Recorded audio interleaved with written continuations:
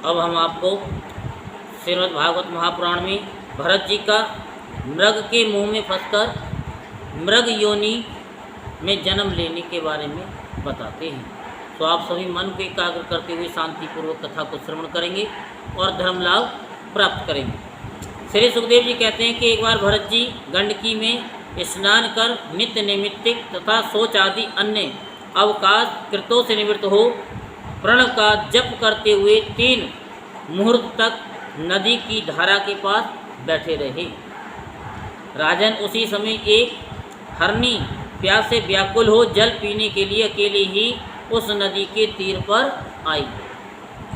अभी वे जल ही पी रही थी कि पास ही गरजते हुए सिंह की लोक भयंकर दहाड़ सुनाई पड़ी।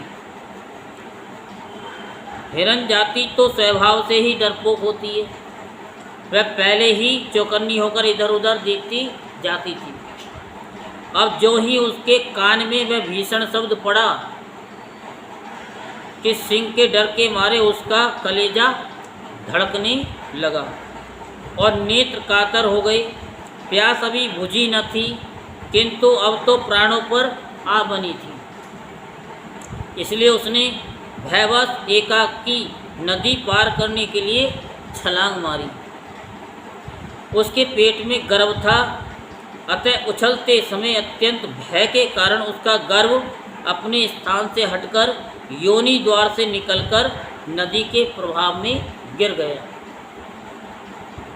वह कृष्ण मृग पत्नी अकस्मात गर्भ के गिर जाने, लंबी छलांग मारने तथा सिंह से डरी होने के कारण बहुत पीड़ित हो गई थी। अब अपने झुंड से भी उसका विछोह हो गया, इसलिए वह किसी गुफा में जा पड़ी और वहीं मर गई। राज ऋषि भरत ने देखा कि बेचारा हरनी का बच्चा अपने बंधुओं से बिछुड़कर नदी के प्रभाव में बह रहा है। इससे उन्हें उस पर बड़ी दया आई और वह आत्मीय के समान उस मातृहीन बच्चे को अपने आश्रम पर ले आए। उस मृग छोने के प्रति भरत जी की ममता उत्तरोत्तर बढ़ती ही गई।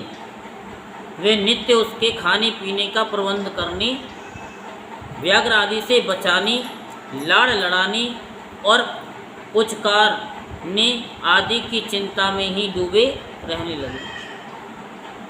कुछ ही दिनों में उनके यम, नियम, भगवत पूजा आदि आवश्यक कृत्य एक एक करके छूटने लगे और अंत में सभी छूट गए। उन्हें ऐसा विचार रहने लगा, हो कैसे खेद की बात है। इस बेचारे दीन मृग छोने को काल चक्र के वेग ने अपने झुंड सुहृद और बंधुओं से दूर करके मेरी शरण में पहुंचा दिया। ये मुझे ही अपना माता पिता, भाई बंधु और युद्ध के साथी संगी समझता है। इसे मेरे सिवा और किसी का पता ही नहीं और मुझ में इसका विश्वास भी बहुत है। मैं भी शरणागत की उपेक्षा करने में जो दोष है उन्हें जानता हूँ। इसलिए मुझे अब अपनी इस आश्रिता का सब प्रकार की दोष बुद्धि छोड़कर अच्छी तरह पालन पोषण और प्यार दुलार करना चाहिए। निश्चय ही शांत स्वभाव और दीनों की रक्षा करने वाले परोपकारी सज्जन ऐसे शरणागत की रक्षा के लिए अपने बड़े से बड़े स्वार्थ की भी परवाह नहीं करते। इस प्रकार उस हिरण के बच्चे में आसक्ति बढ़ जाने से बैठते, सोते, टहलते, ठहरते और भोजन करते समय भी उनका चित्त उसके स्नेह पास में बंधा रहता था। जब उन्हें कुछ पुष्प, समिधा पत्र और फल मूल आदि लाने होते तो भेड़ियों और कुत्तों के भय से उसे वे साथ लेकर ही बन जाते। मार्ग में जहाँ तहाँ कोमल घास आदि को देखकर मुग्ध भाव से वह हिरण शावक अटक जाता तो वे अत्यंत प्रेमपूर्ण हृदय से दयावश उसे अपने कंधे पर चढ़ा लेते। इसी प्रकार कभी गोद में लेकर, कभी छाती से लगाकर उसका दुलार करने में भी उन्हें बड़ा सुख मिलता। नित्य नैमित्तिक कर्मों को करते समय भी राजराजेश्वर भरत बीच बीच में उठकर उस मृग बालक को देखते, और जब उस पर उनकी दृष्टि पड़ती तब उनके चित्त को शांति मिलती। उस समय उसके लिए मंगल कामना करते हुए कहने लगते, बेटा तेरा सर्वस्व कल्याण हो। कभी यदि वह दिखाई न देता तो जिसका धन लुट गया हो उस दीन मनुष्य के समान उनका चित्त अत्यंत उद्विग्न हो जाता, और वे उस हरणी के बच्चे के विरह से व्याकुल एवं संतप्त हो करुणावश अत्यंत उत्कंठित एवं मोहाविष्ट हो जाते तथा शोक मगन होकर इस प्रकार कहने लगते, अहो क्या कहा जाए, क्या वह मातृहीन दीन मृग शावक दुष्ट बहेलियों की सी बुद्धि वाले मुझ पुण्यहीन अनार्य का विश्वास करके और मुझे अपना मानकर मेरे किए हुए अपराधों को सत्पुरुषों के समान भूलकर फिर लौट आएगा। क्या मैं उसे फिर इस आश्रम के उपवन में भगवान की कृपा से सुरक्षित रहकर निर्विघ्न हरि हरि दो चरते देखूंगा? ऐसा ना हो कि कोई भेड़िया कुत्ता गोल बांधकर बिछड़ने वाली सूकर आदि अथवा अकेले घूमने वाली व्याघ्र आदि ही उसे खा जाएं। पर इस संपूर्ण जगत की कुशल के लिए प्रकट होने वाले वेद त्रयी रूप भगवान सूर्य अस्त होना चाहते हैं, किंतु अभी तक वह मृगी का धरोहर लौटकर नहीं आया। क्या वह हिरण राजकुमार मुझ पुण्यहीन के पास आकर अपनी भांति भांति की मृग सावकोचित मनोहर एवं दर्शनीय किरणों से अपने स्वजनों का शोक दूर करते हुए मुझे आनंदित करेगा? अहो जब कभी मैं प्रणय कोप से खेल में झूठ मूठ समाधि के बहाने आंखें मूंद कर बैठ जाता, तब वह चकित चित्त से मेरे पास आकर जल बिंदु के समान कोमल और नन्हे नन्हे सींगों की नोक से किस प्रकार मेरे अंगों को खुजलाने लगता था। मैं कभी कुशों पर हवन सामग्री रख देता और वह उन्हें दांतों से खींचकर अपवित्र कर देता, तो मेरे डांटने झपटने पर वह अत्यंत भयभीत होकर उसी समय सारी उछल कूद छोड़ देता और इसी कुमार के समान अपनी समस्त इंद्रियों को रोककर चुपचाप बैठ जाता था। फिर पृथ्वी पर उस मृग शावक के खुर के चिन्ह देखकर कहने लगते, अहो इस तपस्विनी धरती ने ऐसा कौन सा तप किया है जो उस अति विनीत कृष्णसार किशोर के छोटे छोटे सुंदर सुखकारी और सुकोमल खुरों वाले चरणों के चिन्हों से मुझे, जो मैं अपना मृग धन लुट जाने से अत्यंत व्याकुल और दीन हो रहा हूँ, उस द्रव्य की प्राप्ति का मार्ग दिखा रही है और स्वयं अपने शरीर को भी पवित्र उन पद चिन्हों से विभूषित कर स्वर्ग और अपवर्ग के इच्छुक द्विजों के लिए यज्ञ स्थल बना रही है। यज्ञ स्थल उसको बोलते हैं जहाँ पर कृष्ण रंग के जो मृग होते हैं जो घूमते रहते हैं, वो यज्ञ स्थल बन जाता है, वो पवित्र स्थान हो जाता है। वो चंद्रमा में मृग का सा श्याम चिन्ह देख उसे अपना ही मृग मानकर कहने लगते, अहो जिसकी माता सिंह के भय से मर गई थी, आज वही मृग शिशु अपने आश्रम से बिछुड़ गया है।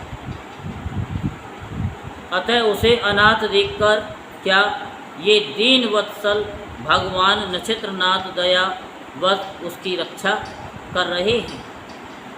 फिर उसकी शीतल किरणों से आह्लादित होकर कहने लगते, अथवा अपनी पुत्रों के वियोग रूप दावानल की विषम ज्वाला से हृदय कमल दग्ध हो जाने के कारण मैंने एक मृग बालक का सहारा लिया था। अब उसके चले जाने से फिर मेरा हृदय जलने लगा है। इसलिए ये अपनी शीतल, शांत, स्नेहपूर्ण और बदन सलिल रूपा अमृत में किरणों से मुझे शांत कर रहे हैं। राजन, इस प्रकार जिनका पूरा होना सर्वदा संभव था, उन विविध मनोरथों से भरत का चित्त व्याकुल रहने लगा। अपने मृग शावक के रूप में प्रतीत होने वाले प्रारब्ध कर्म के कारण तपस्वी भरत जी भगवत आराधन रूप कर्म एवं योग अनुष्ठान से च्युत हो गए।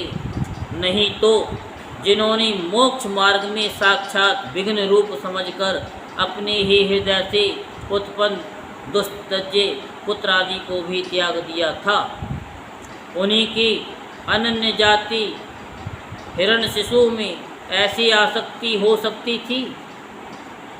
इस प्रकार राजऋषि भरत विघ्नों के वशीभूत होकर योग साधन से भ्रष्ट हो गए और उस मृग छोने के पालन पोषण और लाड़ प्यार में ही लगे रहकर आत्म स्वरूप को भूल गए।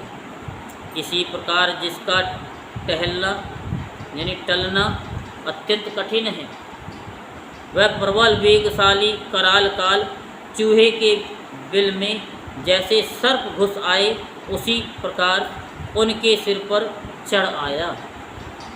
उस समय भी वह हिरण्य शावक उनके पास बैठा पुत्र के समान शोकातुर हो रहा था। वे उसे इस स्थिति में देख रहे थे और उनका चित्त उसी में लग रहा था। इस प्रकार की आसक्ति में ही मृग के साथ उनका शरीर भी छूट गया। तदंतर उन्हें अंतकाल की भावना के अनुसार अन्य साधारण पुरुषों के समान मृग शरीर ही मिला, किंतु उनकी साधना पूरी थी। इससे उनकी पूर्व जन्म की स्मृति नष्ट नहीं हुई। उस योनि में भी पूर्व जन्म की भगवत आराधना के प्रभाव से अपनी मृग रूप होने के कारण जानकर वह अत्यंत पश्चाताप करते हुए कहने लगे, अहो बड़ी खेद की बात है, मैं संयमशील महानुभावों के मार्ग से पतित हो गया। मैंने तो धैर्यपूर्वक सब प्रकार की आसक्ति छोड़कर एकांत और पवित्र वन का आश्रय लिया था। वहाँ रहकर चित्त को मैंने सर्वभूतात्मा श्री वासुदेव में निरंतर उन्हीं के गुणों का श्रवण मनन और संकीर्तन करके तथा प्रत्येक पल को उन्हीं की आराधना और स्मरण आदि में सफल करके स्थिर भाव से पूर्णतया लगा दिया था। मुझ अज्ञानी का वही मन अकस्मात एक नन्ही से हिरण शिशु के पीछे अपने लक्ष्य से च्युत हो गया। इस प्रकार मृग बने हुए राजऋषि भरत के हृदय में जो वैराग्य भावना जागृत हुई, उसे छिपाए रखकर उन्होंने अपनी माता मृगी को त्याग दिया और अपनी जन्मभूमि कालंजर पर्वत से वे फिर शांत स्वरूप मुनियों के प्रिय उसी शालिग्राम तीर्थ में, जो भगवान का क्षेत्र है, पुलस्त और पुलह ऋषि के आश्रम पर चले आए। हाँ, यानी वहाँ रहकर भी वे काल की ही प्रतीक्षा करने लगे। आसक्ति से उन्हें बड़ा भय लगने लगा था। बस अकेले रहकर वे सूखे पत्ते, घास और झाड़ियों द्वारा निर्वाह करते मृग योनि की प्राप्ति कराने वाले प्रारब्ध के क्षय की बाट देखते रहे। अंत में उन्होंने अपने शरीर का आधा भाग गंडकी के जल में डुबाए रखकर उस मृग शरीर को छोड़ दिया। बोल वृंदावन बिहारी लाल की जय, बोल वाके बिहारी लाल की जय। जय जय श्री राधेश, जय जय श्री राधे।